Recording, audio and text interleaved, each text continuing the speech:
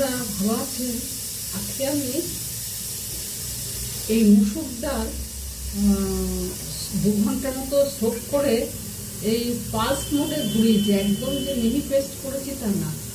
আর এর মধ্যে দুটো জায়গা ভাগ করেছি, একটা হচ্ছে ডাল ফ্রাই করবো আর একটা বড়া করবো।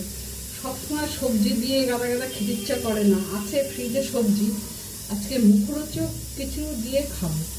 ডালের বড়া করব আর ডাল ফ্রাই করব। ডাল ফ্রাই হলে বড়া লাগে না, তবুও মুখে দিয়ে খাবো, দারুণ মুখরোচক হয়। তবে তেল গরম করতে দিয়েছি আর এইটা এবার বড়া ভাজবো।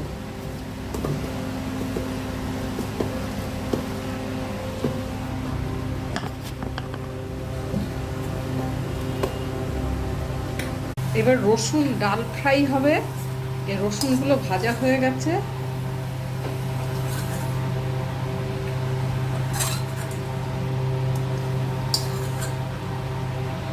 আর চিলি ফ্লেক্স দেবো পরে। আর এই যে বড়া ভাজা হয়ে গেছে।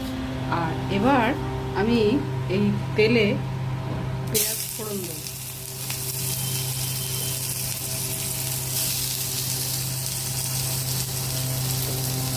তো ধনে পাতাও এতে আছে, বড়াতেও ধনে পাতা দিয়েছি। এবার একটু বিট নুন দিলাম, আর এইগুলো সব এতে ধনে পাতাটা তো সবই আছে। এই রসুনটা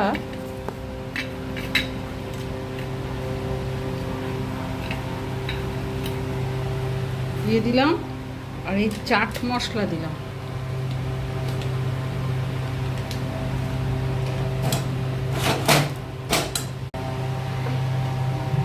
আর একটু তেল দিলাম।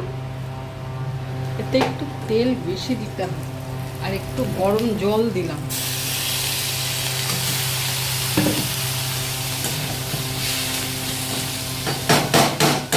আজকে দুপুরে এই মুসুর ডালের বড়া আর মুসুর ডালের ডাল ফ্রাই, এটা একটু টক টক হলে ওই জন্য চাট মশলা দিয়েছি, টক টক হলে ভাল লাগে।